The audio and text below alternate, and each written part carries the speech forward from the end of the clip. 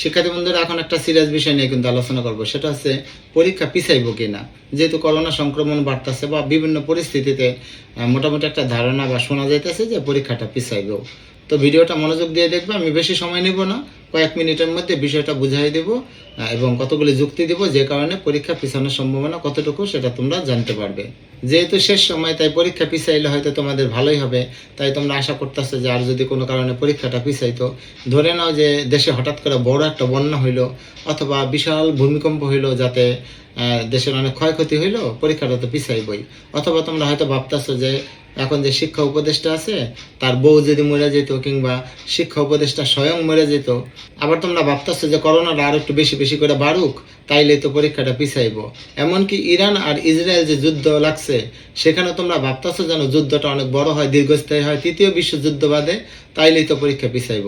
মোট কথা, পরীক্ষার পিছানোর জন্য তোমরা যে কোনো শর্তে রাজি আছো। দেশ বন্যায় ভাইসা যাক, ভূমিকম্প হোক, সবাই মরে যাক, খালি তোমার পরীক্ষাটা পিছাইতে হইব।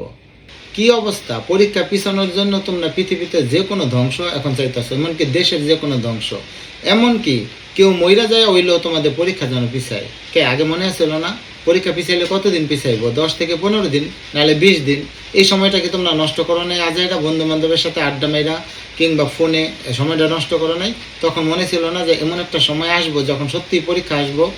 সময়ের কাজ সময় করো নাই, এখন চাইতেছে পরীক্ষা পিছাইতে। এই যে হাতুর আছে না, হাতুর দা পিঠে মাথার থেকে শয়তানি বুদ্ধি বাইর করে দিব। এখনো সময় আছে, যে 7 দিন সময় আছে, 7 দিন সময় যদি পরিশ্রম করে পড়ো, আশা করি ভালো রেজাল্ট করবা। এখনো হারানোর কিছু হয় নাই।